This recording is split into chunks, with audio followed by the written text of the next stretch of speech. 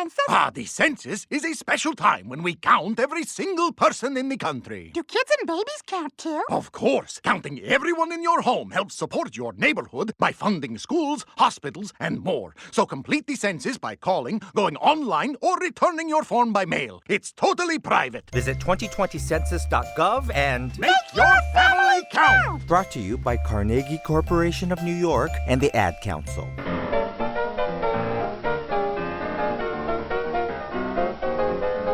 Shortly after the war, David Malacha joined Rube Foster's Chicago American Giants.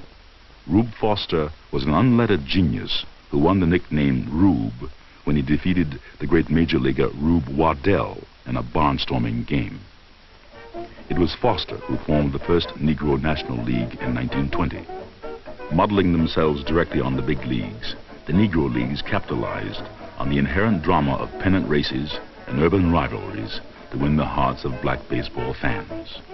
By 1923, there were 2 Negro Leagues with franchises that stretched from Kansas City and Chicago to the Eastern Seaboard. Welcome to Good Seats Still Available, a curious little podcast devoted to exploring what used to be in professional sports. Here's your host, Tim Hanlon. Well, hello there. How you doing? It is time again for yet another episode of your favorite podcast. Of course, it's called Good Seats Still Available. If you're new to the proceedings, welcome. My name is Tim Hanlon. I am your ringleader, your master of ceremonies, your doctor of defunct, your captain of contraction, your reverend of relocation, your professor of previously domiciled, whatever you call me.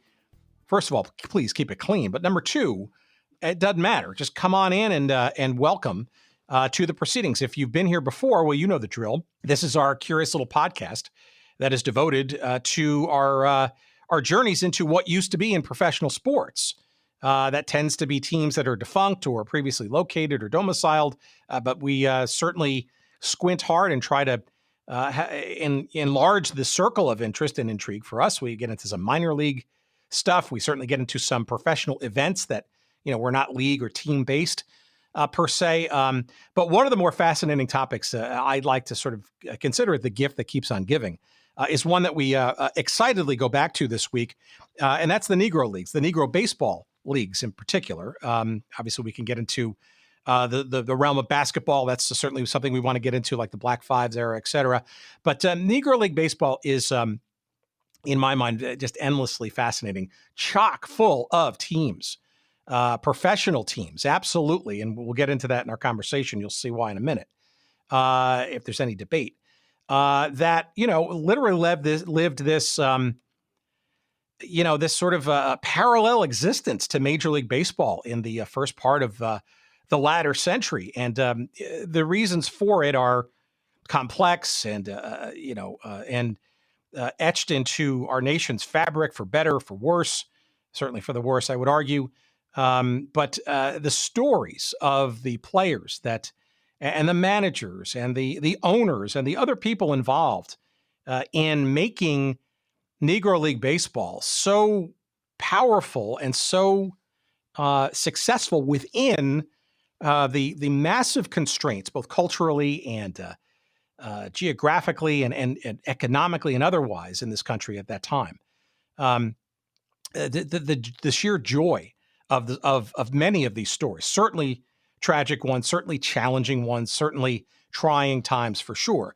But as we'll get into our conversation this week with our very special guest, Donn Rogosin, the author of perhaps one of the very small group of essential, let's call it essential with a capital E, books around the Negro Leagues. If you're just new to the topic and you've never really sort of immersed yourself into what this Negro League phenomenon was all about I guess it stretches from the late 1800s right onto, I guess, what you would generally call the beginnings of full-time Major League Baseball integration with Jackie Robinson and then some.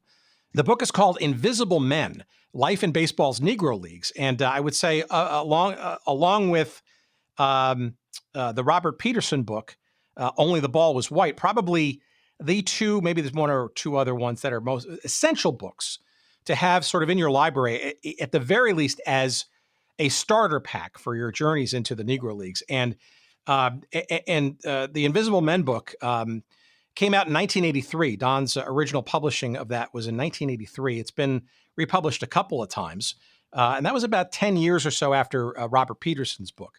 And these books are important for a bunch of different reasons. But before I get into why, the book Invisible Men is being reissued by our friends at the University of Nebraska Press. Stay tuned. In a couple of moments, I'm going to give you an amazing discount, not only for this book, but everything available from the University of Nebraska Press. And those people who've listened to this show for a long period of time recognize that we have a ton of books that we have featured from the University of Nebraska Press. So get your pens and paper ready, because we're going to have a special discount for you that you are going to benefit from tremendously. Stay tuned. But Invisible Men not only came out in 82, but is being reissued by the University of Nebraska Press, a new preface and some updates and stuff.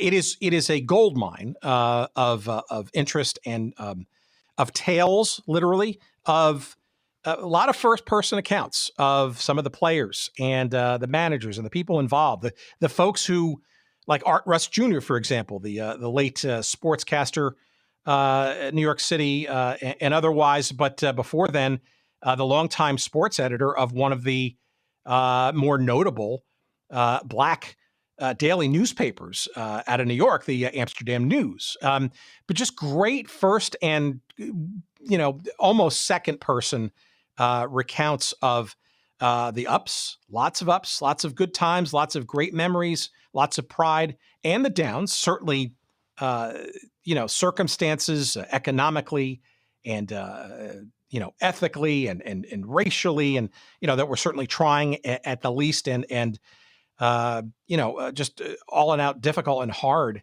to overcome, sometimes not being able to be overcome, certainly on the negative side. But all of it is a fascinating part of the fabric of American sports, American history for sure, baseball in particular, and what a vibrant and culturally rich and amazing, and I think, frankly, largely still to this day misunderstood set of leagues and teams and players and people involved as to why they were playing and how and the messages that they were sending. We get into all of that stuff and much, much more in this just tremendous conversation with our guest this week, Donn Rogosin. Again, the book is called Invisible Men: Life in Baseball's Negro Leagues. And the reason why this book and Bob Peterson's Only the Ball Was White book were essential, and still are, frankly, is I think a lot of people, especially this generation, and maybe even a generation ago, kind of really don't realize. I think many people kind of take for granted that the Negro Leagues is just sort of culturally known and understood, and you see plenty of garb and wear and the logos and the Negro League Baseball Hall of Fame in Kansas. I mean, there's a lot that's happened, but I think people need to remember that, if you were having this discussion, say, in the mid-1990s or so, it's really important to recognize that a lot of what was the story of the Negro Leagues was kind of, frankly, forgotten or glossed over or just not known to a mass of baseball and or sports fans, especially those not of an African-American background or descent. And the cultural sort of force that sort of changed all that was, of course, Ken Burns' tremendous and historically prescient and valuable documentary series on PBS called Baseball. And if you've not seen that, of course, you need to see all 9 or now 10 innings/chapters worth.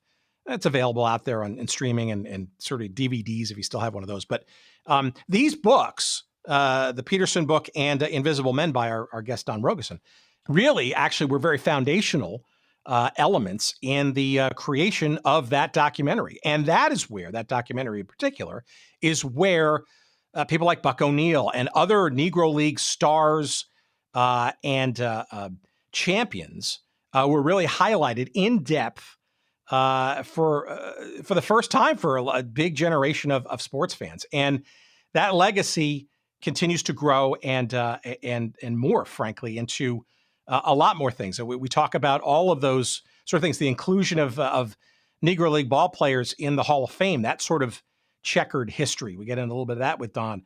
We talk about the Major League Baseball current situation just literally 2 months ago, finally taking up the exercise to figure out, and do you really think that this is not going to be the case? Were the Negro Leagues, quote unquote, major league, and from a statistical and a quality of play kind of assessment? I think, frankly, it's safe to say it's kind of a foregone conclusion, but whatever Major League Baseball and or the Hall of Fame, I guess, need to do to kind of sort of cement that as the reality. But anyway, all of that stuff, this is a fascinating discussion. The book is great. The conversation is just as great.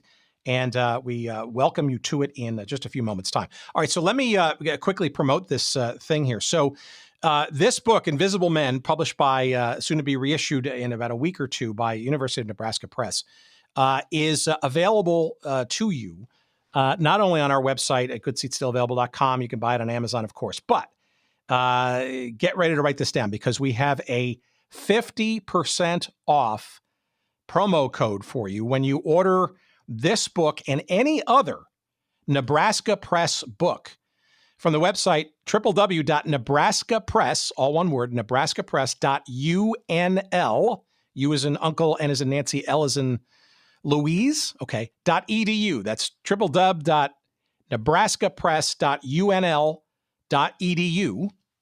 And then just to any of the books that you buy and they want to use the promo code, you ready for it? Here it is. The promo code is 6fall20. The number 6, the word fall, F-A-L-L, and the number 20, 6fall20. 50%, that's 50% off all of your University of Nebraska Press books. When, again, you go to the website, nebraskapress.unl.edu, and use the promo code. You already know it, don't you? Go ahead, say it out loud, 6fall20. Of course, Invisible Men should probably be top on your list, but as longtime listeners of the show, you'll know that we must have featured, I don't know, a good 20 to 25 authors and books from some level of imprint of the University of Nebraska Press. So if it's the California Golden Seals book or, I mean, it's just on and on and on. So I just go there early and often, go back to all of our previous episodes and just search up the ones that are University of Nebraska Press imprints, he says, and make sure that you stock up now while the savings are good. It's only good until the end of October. So as they say, visit early and visit often. And again, one last time, you want to go to the University of Nebraska Press site and you go into the ordering section and it'll take you all the way into the cart and that kind of stuff. And again, that website is nebraskapress.unl.edu. And once you get into the cart, make sure you use the promo code 6fall20 and you're going to get 50% off all of your University of Nebraska Press titles, including this week's guest's book, Donn Rogosin's Invisible Men, Life in Baseball's Negro League. So let's get into that conversation now, shall we? And it is fascinating. You will enjoy it. I hope you will. And as always, as I always say, please enjoy.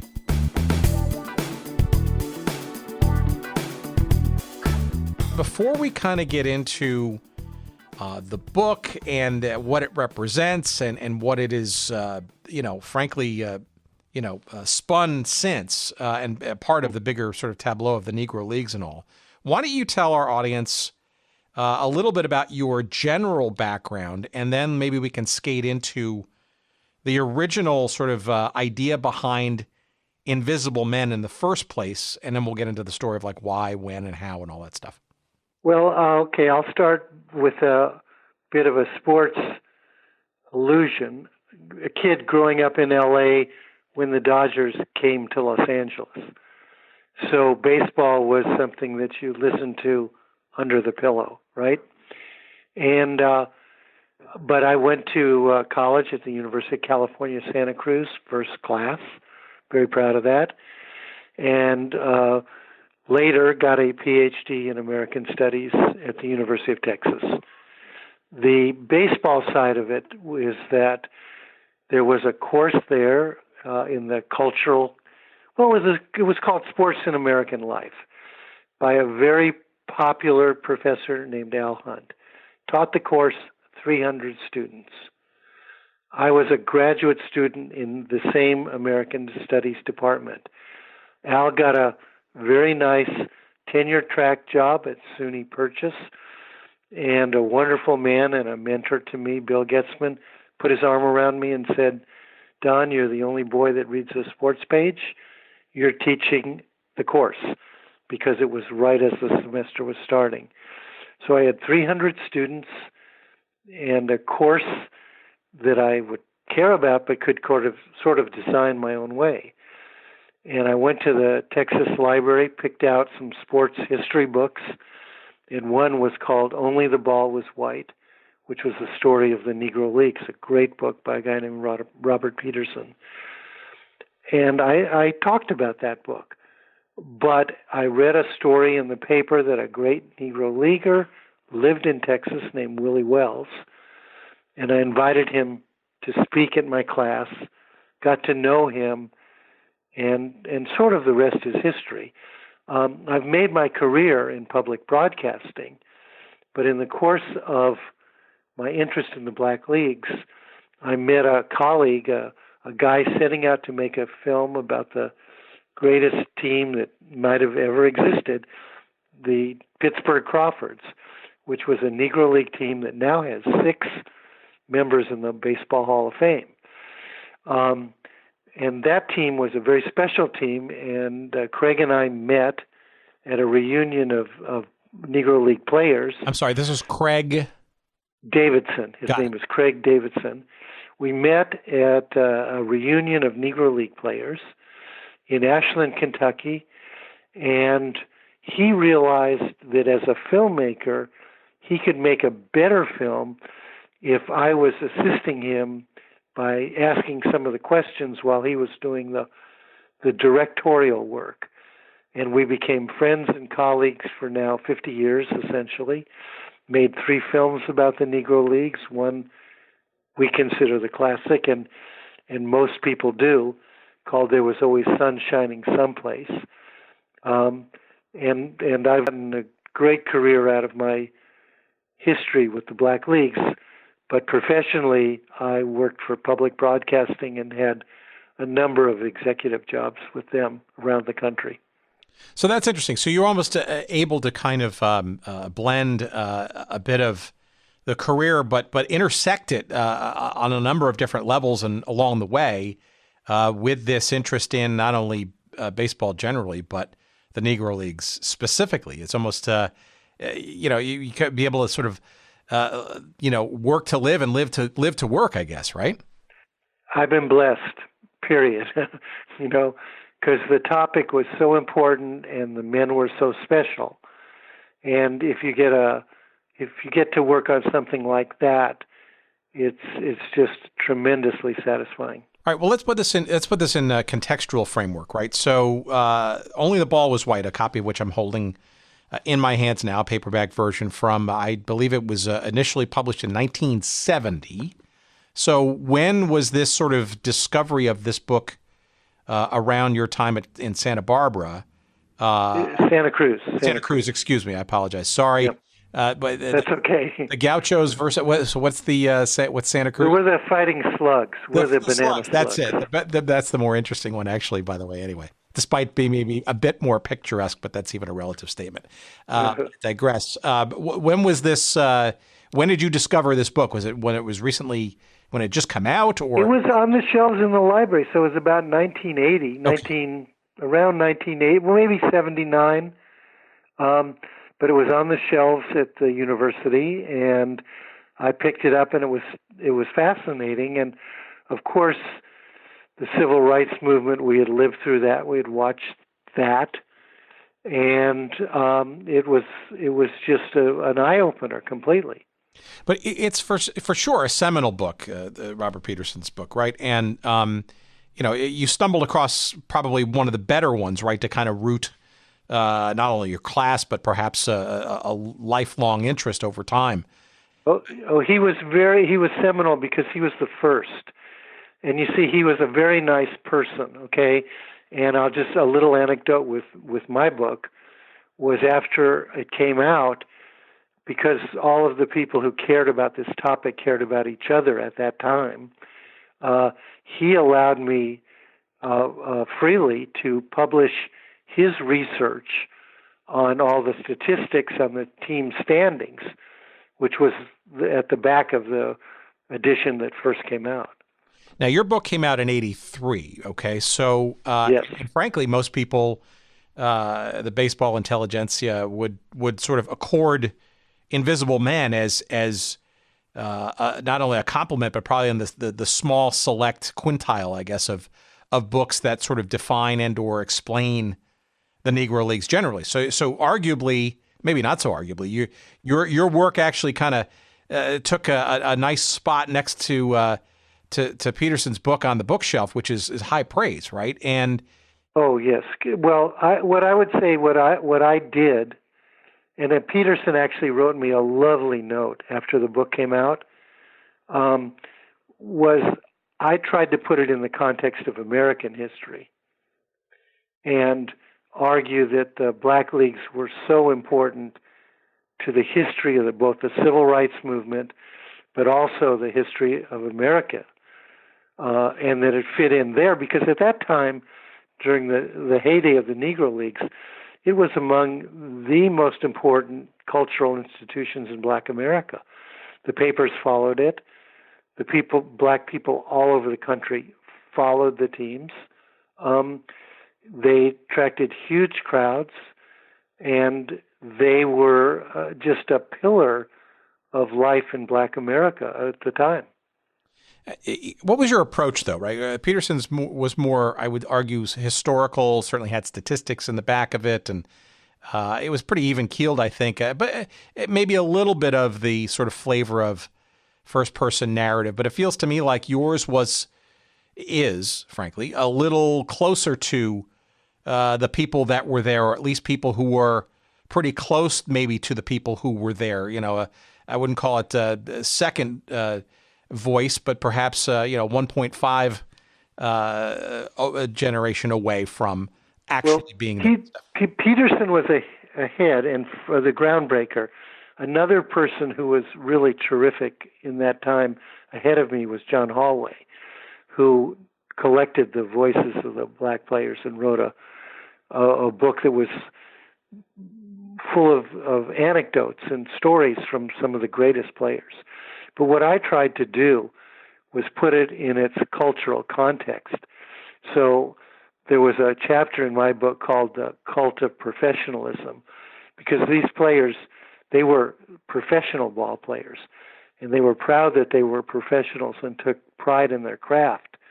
And so I tried to make that point essentially. I was lucky. I made a radio series for NPR before then, where I went around the country and interviewed Willie Wells, Buck Leonard, Ray Dandridge, all the great players of the sort of second wave of the Negro Leagues. In other words, guys who spent the vast majority of their career or all their careers in the Negro Leagues, but weren't the guys who were there at the 1920s, the first couple years of the 1920s, although we got a few of them. Judy Johnson, who's now in the Hall of Fame, Dave Malarcher, who was a tremendous person and figure, Jess Hubbard. So got a lot of stories from that period, but the bulk of our material was the 30s, which was the heyday of Satchel Paige and Josh Gibson and people like that.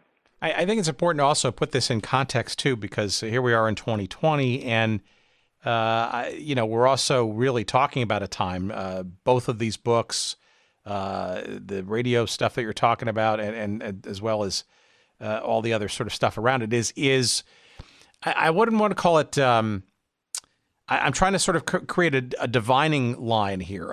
And I think, frankly, that was and is historically the legendary baseball series by Ken Burns on PBS back in the day, right?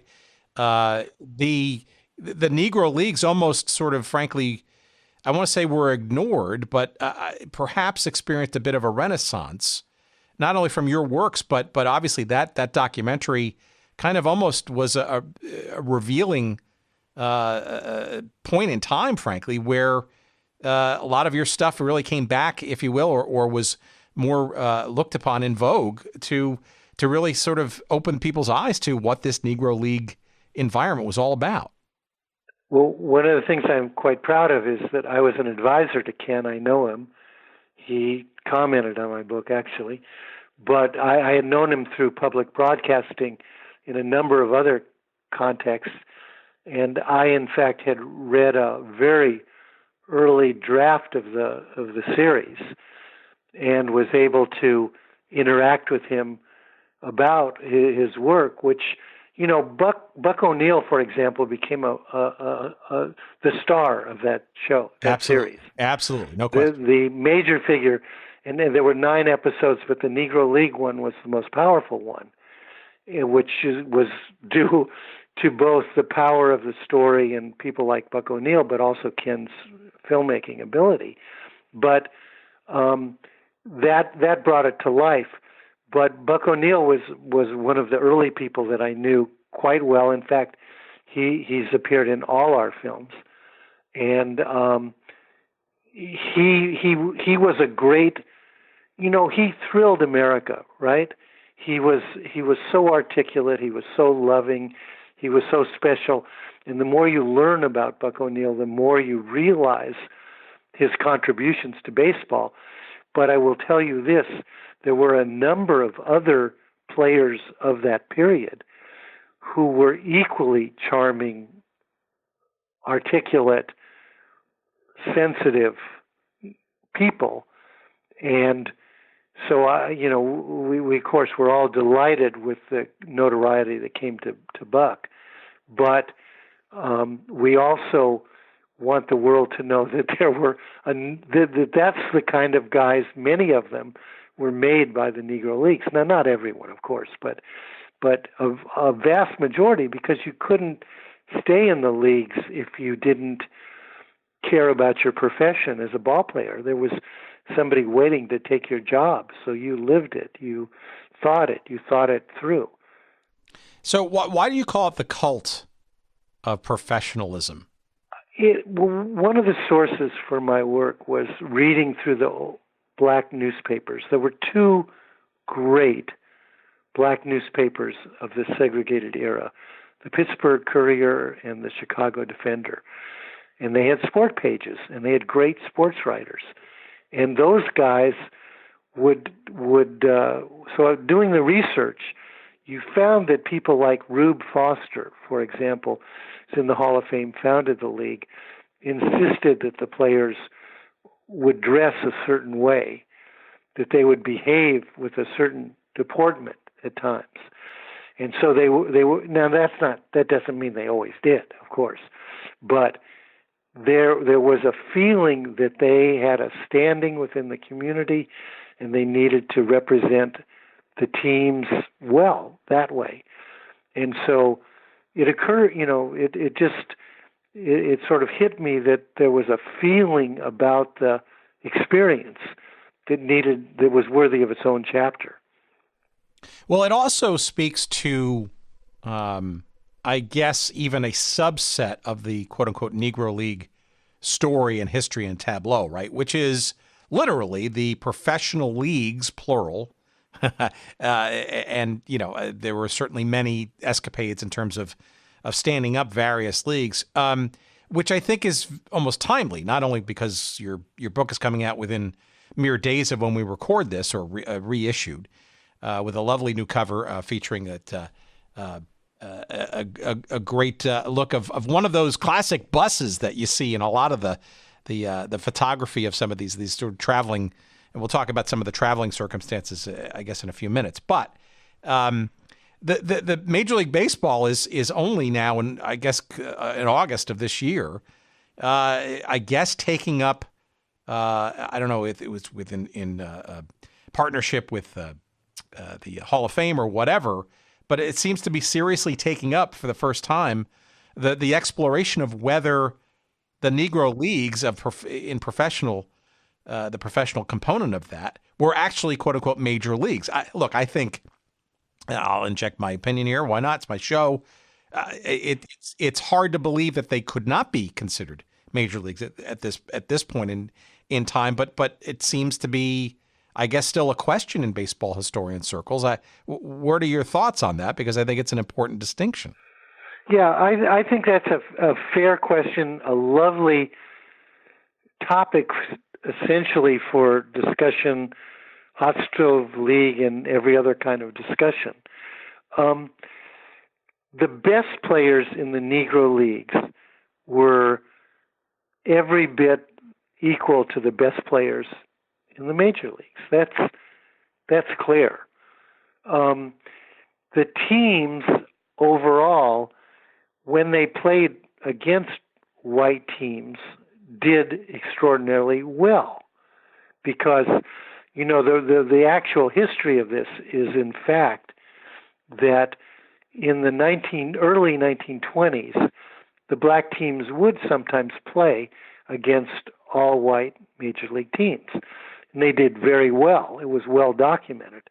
And Commissioner Landis in 1923, I believe it was, came in and basically made the rule that no intact major league team could play against an intact black team because of why? Because of course the equality of human beings would be apparent. But also I suspect too, even more acutely, sort of the not only that, but the I don't know, adding or aiding legitimacy, so to speak, to those leagues, and that they were absolutely correct. Yeah. Yes, exactly. And so that's a really important point that sort of gives the stature of the league, makes them important. That's not something that I often opine on, because the statistics are very hard to compare. The quality of teams, the experiences, etc. And I don't think we need it necessarily to value the Negro Leagues for what they were, which was just these important institutions with the greatest athletes of the time. Remember, today, we have so many different sports, and black people are represented in so many of them, gymnastics, and not to speak of, basketball and football and all that. But in the heyday of the Negro Leagues, the best black athletes automatically went to the Negro League. So you can, and everybody else, and there were other guys wanting their jobs. So that's where I end up focusing. It's a worthwhile. Today, the other argument that I would make that's so contemporary, I think, is that these men made something of their lives. They enjoyed life. They were special people, and I hope the lesson that whatever hardships these people had, they found beauty and experience and richness. That's something that I wanted to say. The reason my book is coming out now, frankly, is because after all these years, I wanted not just the great new cover, which I'm glad you appreciate because they did a beautiful job with it, but the fact that I wanted to reflect on how far this story has come in American culture. The only people that most baseball people had heard of they first heard, of course, the Jackie Robinson story. Very important.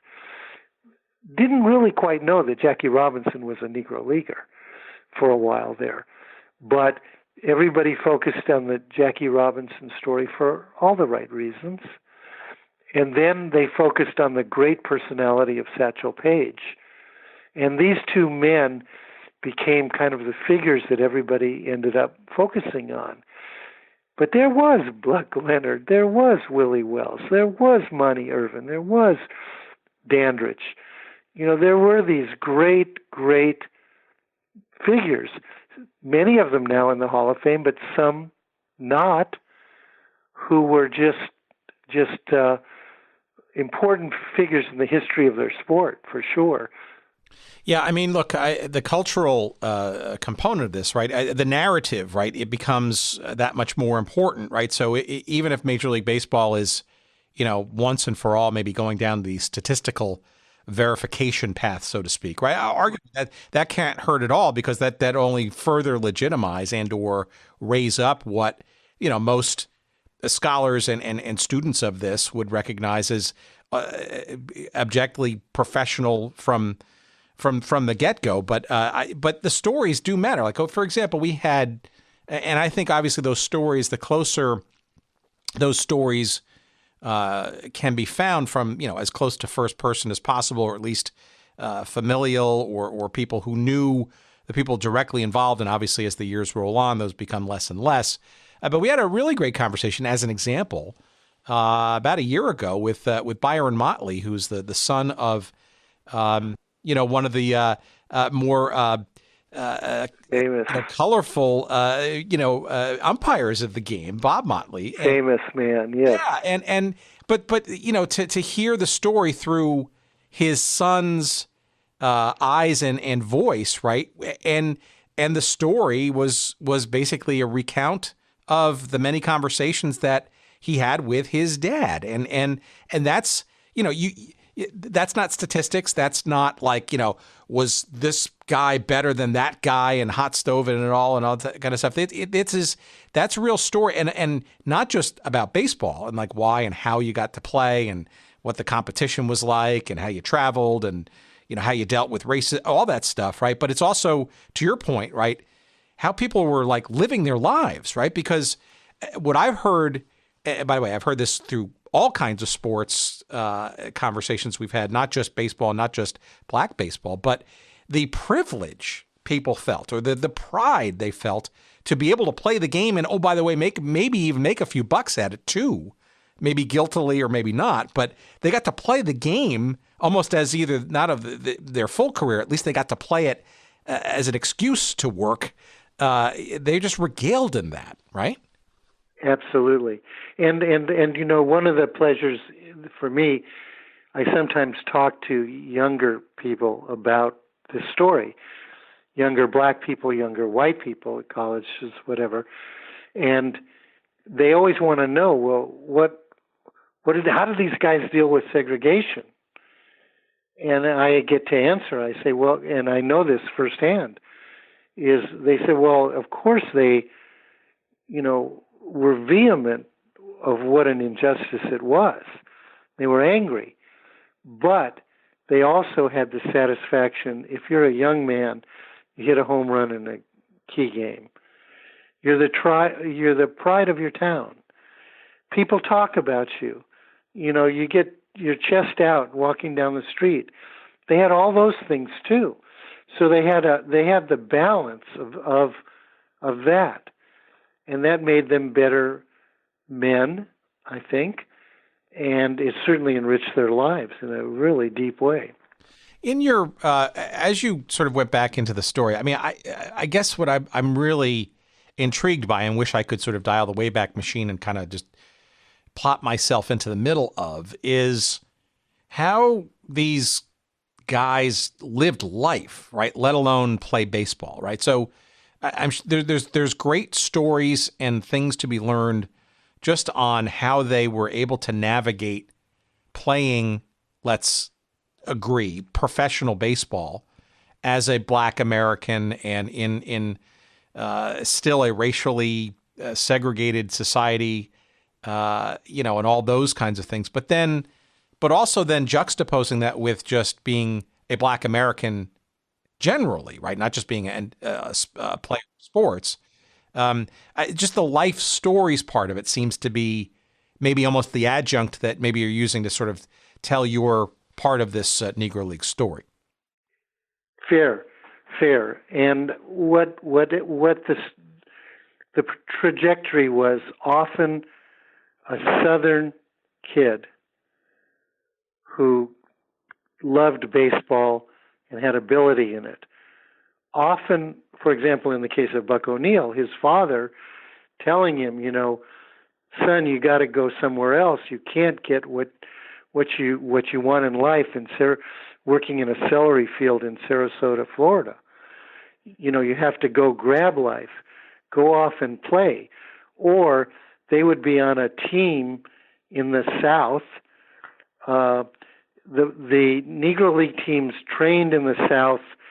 The baseball season wouldn't start until almost May 1st, but they'd be training in April, little bit of March, in southern cities, in Florida, sometimes Arkansas, Texas, and but they needed money, so they would play exhibition games against very good black local teams.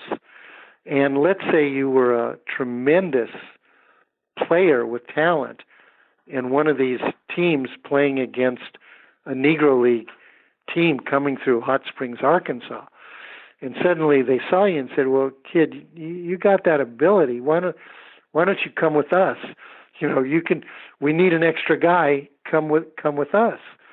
And so a person would be plucked out of the South. Now, in the 1940s, there were many more blacks in the North. So there were blacks from the North, but the majority of Negro Leaguers were from the South. And they made it, but the games were played in the North. The teams were mostly in the North.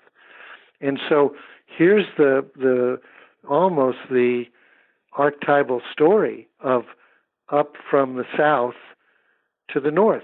Chicago, which had the East-West game, was the mecca for blacks all over America. The blacks from North Carolina or South Carolina might end up in New York or Philadelphia, but Chicago was a magnet for almost everything else, and so these guys and Kansas City too. Kansas City Monarch team, of course, was of the two greatest Negro League teams, probably the Kansas City Monarchs, and for a very short period, the Pittsburgh Crawfords. How were these players treated in the black community, right? So it doesn't go lost on me that the title of the book is Invisible Men, right? So in a segregated society, white majority, if you will, in terms of this population, probably so, not sort of knowing some of the great exploits and athletic prowess of these players, and a huge loss, right? Because you're not getting to see these players day in, day out like you might know on the white baseball side of things. But my sense is, and from what I've read, and not only your book but elsewhere, is that within the black community, that these baseball players were, I used the word earlier, revered, but they were high on pedestal. No. Yes, that's correct. And the point there was, the newspapers, of course, followed them, so the black community did read those papers. The games were well attended because, for example, they'd often play on Thursdays, which was frequently like a day off for a lot of domestic workers, and on Saturdays, and they'd play double headers and things like that. So it was a huge entertainment, affordable entertainment within the black community, and probably the most important of them all, actually. I mean, when you see the pictures of a crowd of 50,000 people at a game at Comiskey Park, or they'd play double headers in Yankee stadiums when the Yankees were out of town, and 20, 30,000 people were there, and most of them were black, not all of them, but most were. So they were known, and they were celebrities. They were Alex Rodriguez and people like that, and Derek Jeter of their times for their community. So, give me a sense of the major leagues in under the umbrella of Negro League baseball, right? So there were a number of them, largely, 1920 and onward, and obviously, kind of whimpering down in the mid 50s by the time integration occurred. But in that period of time, that good 30 years or so, there were a handful of leagues, and obviously things like the Negro World Series, and you mentioned earlier the East-West All-Star Game, which was a fixture for much of that time at the old Comiskey Park in Chicago. Were there any leagues of on the major league side, or that would be inarguably considered to be major league, that were either stand out or better or more of a story than any of them? You're mentioning some of the teams like the Crawfords and the Monarchs, and we could talk about the Grays. I mean, there's so many. Or did it not even really matter, right? Because I guess I'll sort of throw in this other little curveball. There's also the barnstorming component of Negro League baseball, right? Which sort of danced. Very important. Yeah, danced important. In and out of the professional leagues thing, right? But, because historically, first of all ball players, black, white, were not well paid in this period. Okay, so money mattered, and they needed to work when the season was over. The very best ball players, white or black, could go to first Cuba and then later Mexico, Puerto Rico, even Venezuela, Panama, and pick up money in the winter seasons a bit. But basically, barnstorming, the season was from May till into September. October was barnstorming, and they'd pick up money. So in the 30s, Dizzy Dean, white, famous pitcher, would barnstorm, and he played a number of exhibition games where Satchel Paige pitched against him, and they got huge crowds. In the 1940s, Bob Fellers did the same things. So the white players knew plenty about the quality of the black players, and vice versa. Negro League guys told me, on their off days sometimes, they could go, Willie Wells told me he would sit in segregated park, in Sportsman's Park in St. Louis, but watch the white games there. So, there was a lot of interaction, and the barnstorming games were very important. Barnstorming, the Midwest loved baseball, Nebraska and, all the cities around Wichita, around Kansas City, etc. But they'd play up and into Canada. Let's not forget our Canadian friends. They'd play into Canada, too. So there was a huge interest in Canada. But then there was also a thing called the California Winter League in L.A., because L.A. was burgeoning. And there was an all-black team out in California, which was made of black all-stars. The guys that were creating the team would pull together the best black talent, but there'd also be the white talent out there. So you had situations where the great players and the players coming up, like Joe DiMaggio and people like that, did know plenty about the black players, their quality and experience. And it's a very, of course, when I was doing the interviews, the racial situation had changed enough that white players would never disparage the black players. But I got the feeling that many of the white players had enormous respect for the black players that they played and knew. And I'm talking about people like Stan Musial and people like that who, would tell stories about playing in these exhibition games against the black players. Now, they didn't go off and drink and socialize and party, but there was genuine respect as ball players, clearly.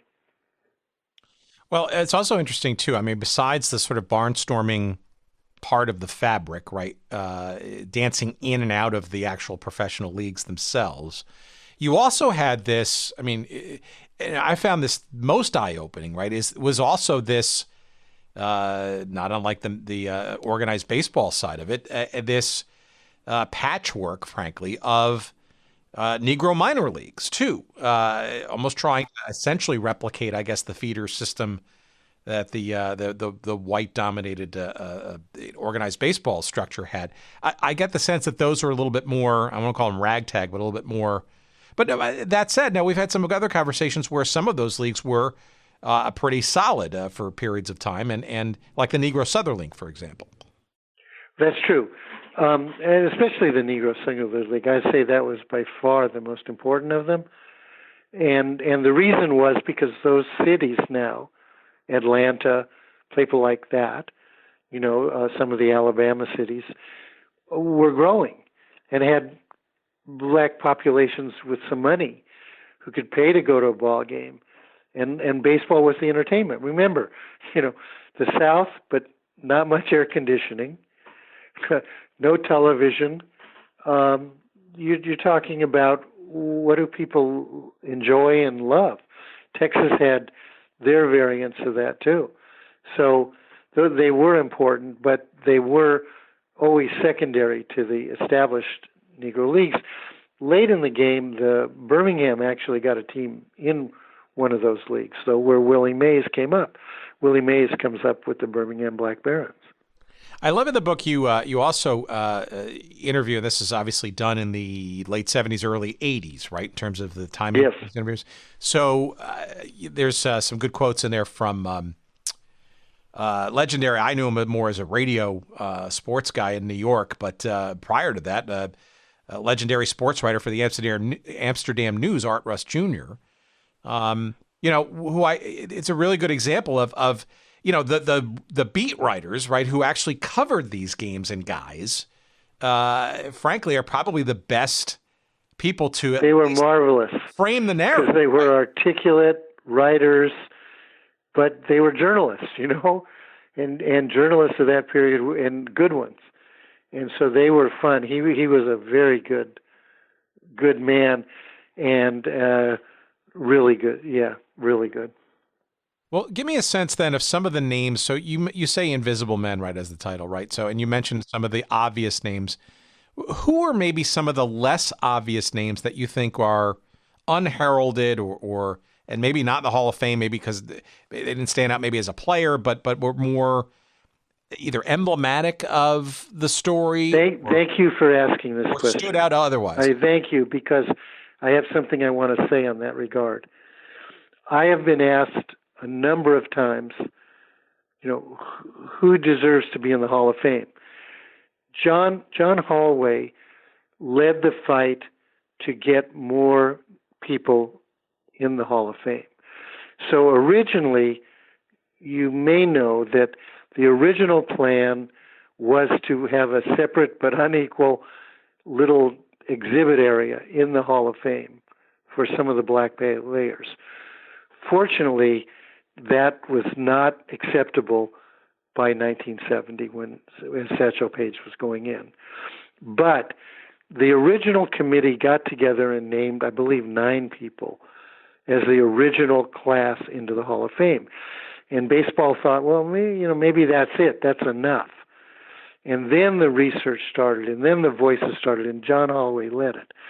And I'm pleased to say that, for example, when Hilton Smith, who definitely deserved to be in the Hall of Fame, many people told me, Satchel Paige was more flamboyant, but they thought sometimes Hilton Smith was a better pitcher.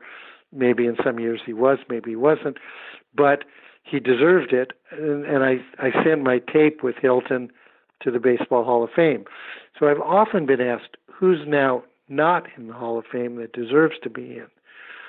And I can honestly say there's only one person that I feel extremely strongly about, and that is the second baseman of the Kansas City Monarchs named Newt Allen. Okay?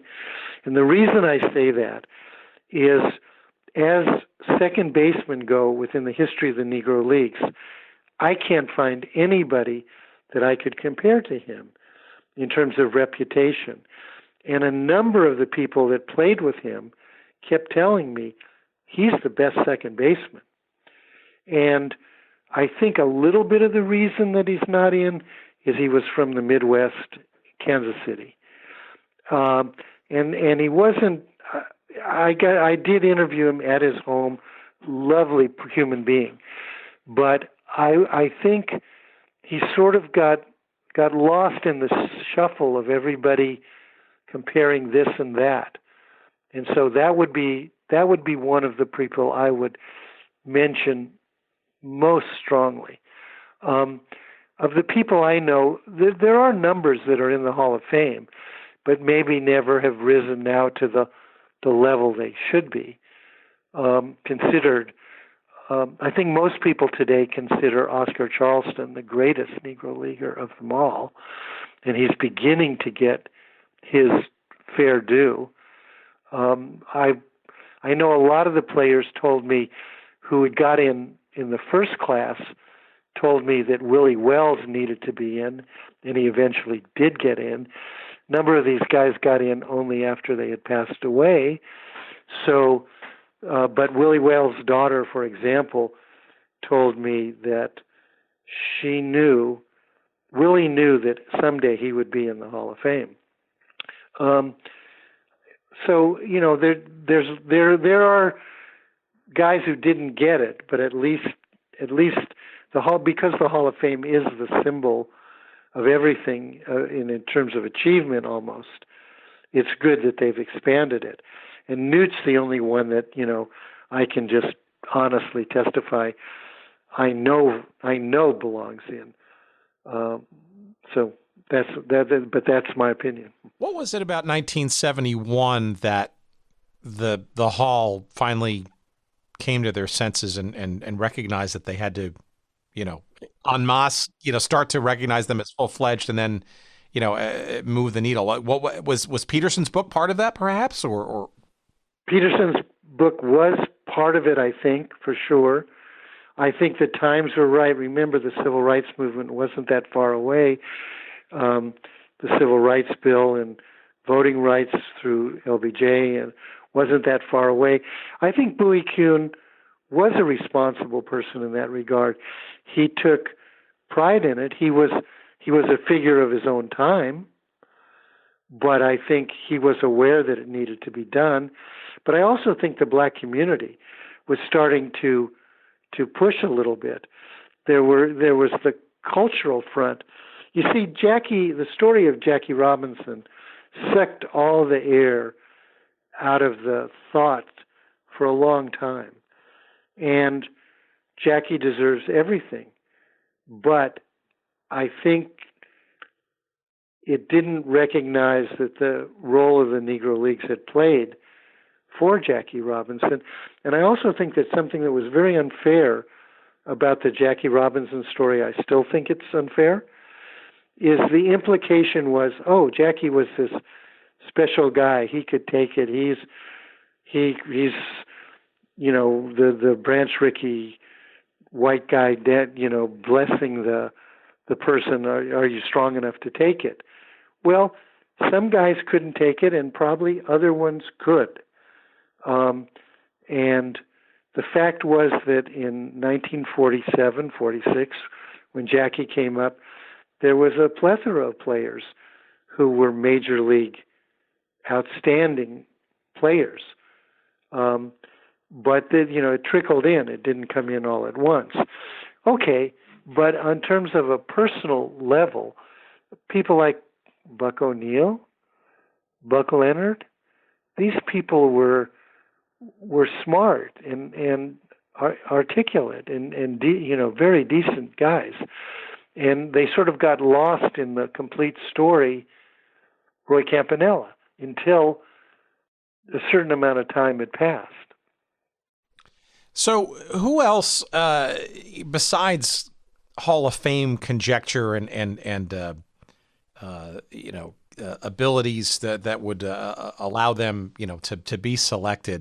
By the way, Effa Manley, not a male, by the way. That's yeah, she was great. Another story, too. She was a key figure for me, by the way. Okay. How so? Because we've had a couple of conversations around her, obviously unique on a lot of different fronts for this. She was special. Okay. She cared about the players. She had dynamite personality, right? And so she loved the Newark Eagles. And the players who were on the Newark Eagles, Monty Irvin, Ray Dandridge, Willie Wells, Larry Doby. But when I interviewed her, she wanted the full story to get out. And her version of the story was the one that I came to believe, which was this, that integration of baseball was coming. There was, Art Carter, for example, gave me the photo. He's good enough if he's good enough for the Navy, he's good enough for the majors. Chet Brewer,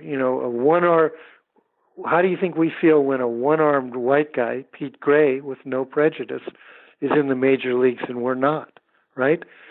So, and plus there was tremendous agitation by progressives of all sorts in New York, where there were 3 teams. So integration was coming. And the smart people in baseball, everybody knew it. But Commissioner Landis was the holdup. Bill Veeck tells the story that he was going to put Negro, he knew, he was very close. Abe Stapperstein, who was the Globetrotter guy, but also the traveling secretary with the Chicago American Giants at one time, knew the black players and knew how to get a team in, and was even talking about putting a all-black team in 1942. So it was in the air. But what Effa Manley did say was that when integration came, Branch Rickey did not buy the contracts of the Negro League players, did not buy into that story at all. Yes, they were. They had some shady business deals, and he used it. But it suddenly became the Branch Rickey and Jackie Robinson story. And Effa felt a little bit put out because Jackie Robinson never really embraced the Negro League story. Because, of course, for him, it was hard. The bus rides he didn't like. The travel was difficult. He had grown up in L.A. He had gone to UCLA. He had lived a very different life, although on another project, I was in the home of his older brother, who was in the Olympics in 1936. So, he had a marvelous mother who probably was a saint with those 2 young men. But the fact of the matter is, Jackie Robinson never embraced the Negro League story, and that was unfortunate, in my opinion. And she was upset about that. She was genuinely felt it didn't give due to some of the other players. Well, okay, and that was where my question was going. So besides the on-field play and Hall of Fame caliber conversation and worthiness of inclusion and all that stuff, are there any names that stood out as, having, less to do about sort of the quality of play and Hall of Fame material versus, just great story or emblematic or otherwise significant to this overall story, or an everyman that sort of embodied, the narrative that you're putting?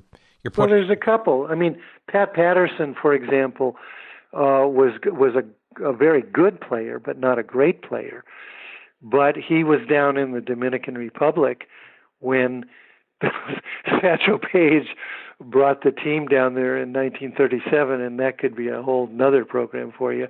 But Pat Patterson went on to become a leading educator in Houston, did fantastic work as an educator and a person who brought up black, youth in the city of Houston. Chet Brewer was a marvelous raconteur. Of course, Buck Leonard was also an equally great person, by the way. But Buck O'Neill, I think, deserves to be in the Hall of Fame just for he wanted to be in the Hall of Fame. Strictly on the statistics, he's close but not enough, maybe. But for what he did as a coach with Bernie Williams, you keep hearing stories, Lou Brock, the people that he helped discover and stood as a role model for and brought into baseball and was then the first black coach within the major leagues. He deserves, the accolades that were heaped on him sort of in the press, but never within the baseball world to the degree that he deserved. Well, maybe even an unwitting ambassador, so to speak, given his exposure Yes. to the baseball series, right? Yeah, exactly. So, and now they're putting in people for all sorts of things. Effa, of course, was great and deserved to be in there as an important person to show that the female component was was there. They loved the ball players. They loved the games. They came to the games. They dressed for the games, etc. And they followed the games. And so there's that whole dimension as well. Okay, I hear. Let's, as we sort of maybe round here, we could go for hours on all this, but this, it's a great, sort of a scene set for another angle, frankly, of the whole Negro League baseball story. What I guess there's sort of two main questions that I have, I guess, sort of to kind of still throw out there. Number one is why did it take a massive documentary to kind of inject, perhaps, or maybe even for the first time generationally, inform people about these Negro Leagues and the not only the importance of it to the history of baseball, but the cultural significance? Like, why was it? And I know I'm sort of projecting this, but it feels like it was relatively dormant, a topic until and around then. And obviously your book and Peterson's book certainly, stoked or began sort of the flames of that. But why did it take, I guess, that sort of media phenomenon to kind of put it on people's radars, perhaps for the first time? You're part of it, because the power of the media is so strong, and the power of the visual media is so strong. And the when you see something, you kind of know it. I think the Greek word for to know comes from seeing or something. So Ken, as the skillful filmmaker, artist that he was, wove this story, but it was the right time. Now we have so many channels, so many choices, but at that time, the whole country picked it up. And Ken was building on the Civil War story, which nobody expected either, right? But he had a real nose for the right person and the right interviewing, and he and Lynn Novak. And so, it sort of exploded, but I think it was already percolating a bit. The fire was burning, but he made it a flame. So the other question then I would say is, obviously this is the now third version of your book, so it's kind of hopefully the gift that keeps on giving. Although I know authors would certainly argue otherwise some days, especially these days. But let's hope. Okay. Yeah. Well. No comment. No. Well, hopefully we can get a couple extra books sold, but I don't be able to retire on that. But what's left, I guess, to tell about this sort of multi-flavored and multi-layered story, right? I'm happy to say that. Yeah. I'm happy this is a good one, okay? Because, first of all, Peterson's book came out, then John Holloway's, then Invisible Man. So we were kind of, I like to think we're laying the groundwork, and that's why the new edition came out, because I was trying to put it in historic perspective. But since then, and early on, Janet Bruce wrote the best account of the Kansas City Monarch team, and other people now have done, almost every team has have a book about them. The group within SABR has a Negro League committee doing even more research. That's great. My colleague Craig Davidson and I have just finished, actually, a film called Island of Baseball, where we were down in Cuba because the Negro Leaguers who were down in Cuba from 1906 on were, when Rube Foster was down there as a pitcher, were very much a part of the story of baseball in Cuba. And Cuba was the most important place for baseball for whites and blacks for many, many years, until really the end of until Castro came in. So you're talking from the turn of the century to 1960. So we made a film about that. We were at the home of Martin de Higo's son in a little town in the backwater of Cuba. So the relationship between Black Americans and baseball in the Caribbean, major. Puerto Rico, Venezuela, Panama, if you look at, Tony Perez's son, Eduardo, who's a wonderful announcer, but he gets the flavor of that because he knows that it's in his roots. That story, that's a great story. The one left to be done, I think, is the story of Mexico.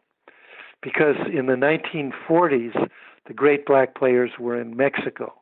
Because there was a family who ran baseball in Mexico who set out to beat the major leagues. And the white major leaguers went, some of them, Whitey Ford, people like that, went to Mexico, but so did the best black players. And that's the final chapter, I think, of what Craig and I are going to work on. But that's one that hasn't quite been told fully. When does that the first one come out, and when do you think you're working on that second one? Well, Island of Baseball is premiering at the Harlem Film Festival. Unfortunately, because of the virus, it's virtual imminently, and we're very excited about that. So it's done, and it'll be out there for the world at any time. Really, that's imminent. The other one is our dream, but we have a lot of material collected. My colleague we've done interviews in Mexico, and we have tremendous first-person accounts from the players we did, because we always asked them about their their entire Caribbean and Mexico experiences. So we have that material too, and hopefully we'll get to make that film as well. All right, and let's slide into home where we kind of started. That's where the batter usually starts before hitting that home run to actually go around the circle and come back home. Okay, yeah. What do you think happens with Major League Baseball and their renewed effort to determine quote unquote major league status for the Negro Leagues? What's your prognostication, and what do you think comes from that if and when it indeed, like, how do you think that plays out? I have to pass on that, because I don't know where it will go. I think the important thing is that the story of the Negro Leagues gets embedded in American history and the story of America. For myself,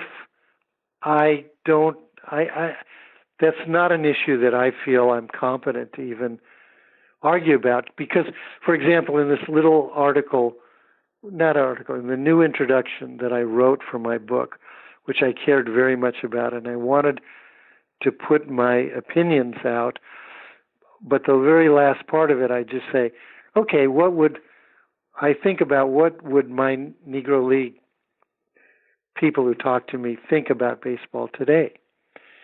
And I said, well, they wouldn't think much of the shift, because if you couldn't get a hit, if you couldn't control your bat to get a hit, you couldn't play in the Negro Leagues. That I believe. Okay. But Willie Wells I asked Willie Wells once, I said, Willie, what do you think about all the money these guys are making? And he said, Don, do you ever know anybody who got paid more than the boss thought he was worth? So they wouldn't begrudge the money, and they'd love the game.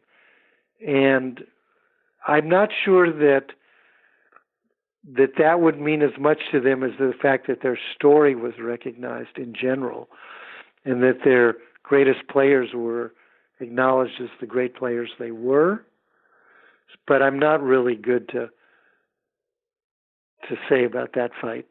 That's another dog's fight. No, I don't mean to put you on the spot, but I guess I was trying to get at is not sort of like, okay, was this sort of major league quality and the statistics and all that stuff, but on the cultural front, right? It almost feels to me like Major League Baseball has to go through this exercise, arguably overdue, to kind of square a piece of this. That's a good point. Not unlike the Hall of Fame did in the early 70s or started to.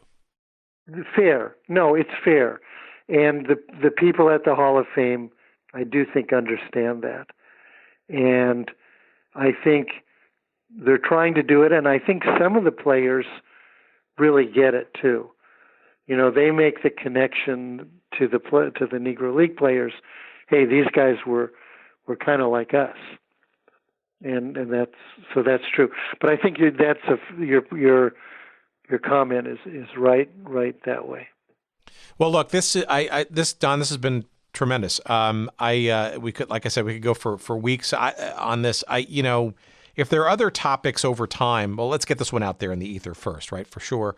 Hopefully this will help promote a bit on the debut of the film and obviously the reissue of the book and all that kind of stuff. But also, and the new introduction matters to me because at this point in my age in life, I kind of wanted to try to sum it up. So that was the push too, to join with that year. No, it's great. The 100th anniversary year. Yeah, it's great. The other thing though too is that if they're I'll sort of have a little standing offer here, right? If there is a particular story that you think could be, worthy of its own, conversation, that sort of sparks interest or whatever, I'm certainly happy to consider some other topics and stuff. One of the things that when we started this little show, we kind of started sort of focusing on teams and then the leagues as well that, are no longer around for whatever reasons.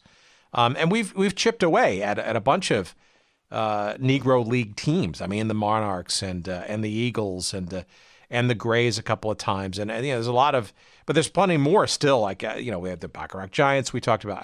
But we haven't done the Clowns yet. We haven't done the ABCs yet. We haven't done the Birmingham Black Bear, so there's a lot of, and by the way, they don't have to be just teams, right? We've done Oscar Charleston. There's lots of angles and stuff. Some of those are obvious and well researched or sought after, right? But there's probably also a hefty bunch that, the Dayton Triangle. I mean, there's a ton, right? That just, maybe haven't. Absolutely. Yeah. So if there are ones, or frankly other folks that you think might, we certainly are eager and happy to kind of sort of fill out the complement and try to, we're aiming for completism, I guess, here. No, I think it's great that we're getting a chance. I'm getting a chance to talk about this because I love talking about it.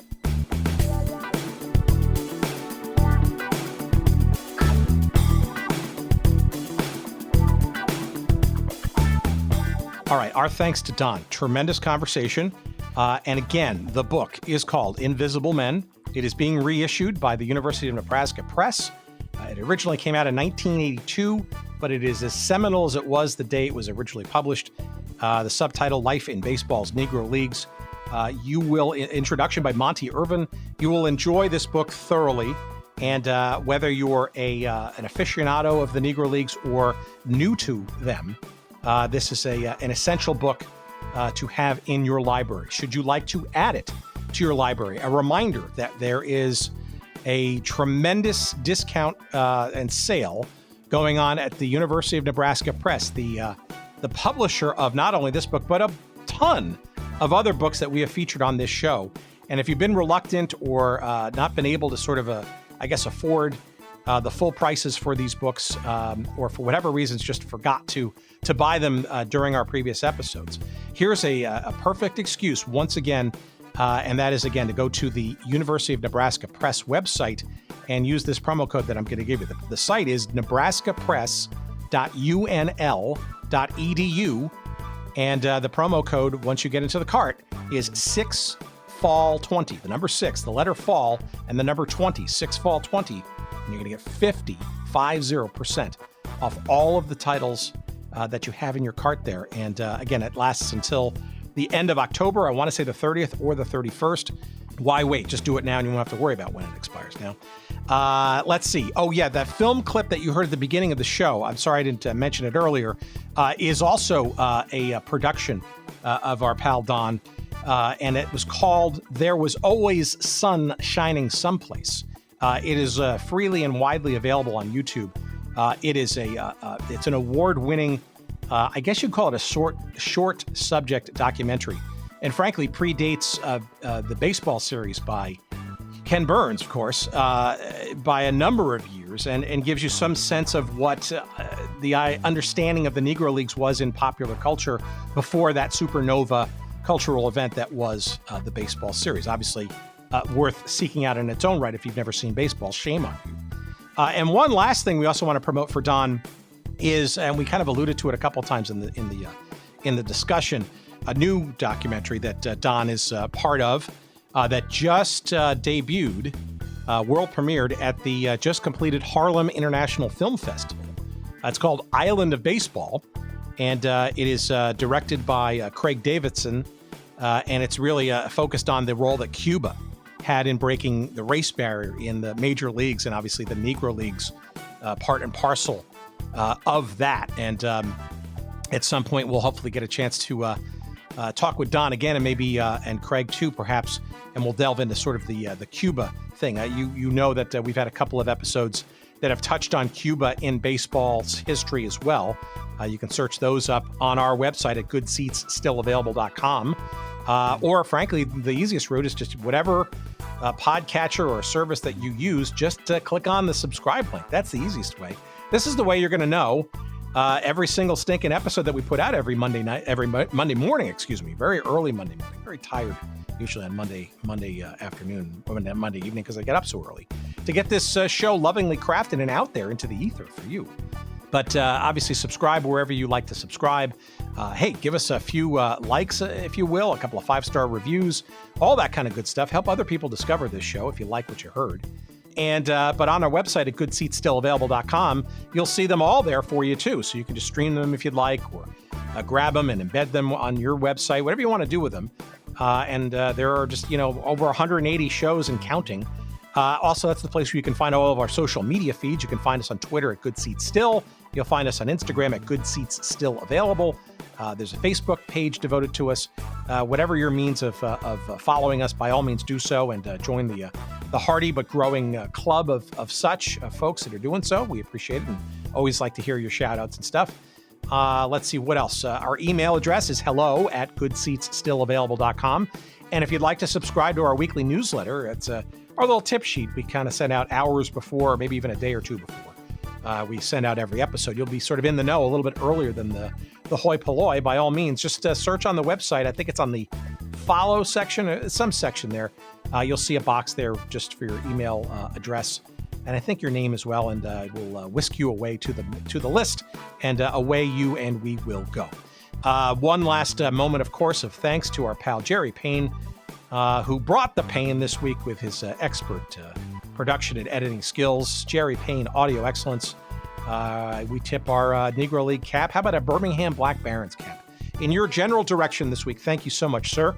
And more to come next week. Fun times ahead. Lots of great topics, lots of great interviews, a few even famous people, too. Coming up, stay tuned. We love hearing from you. Thanks for all your suggestions. And until next week, take care. We love you. Bye.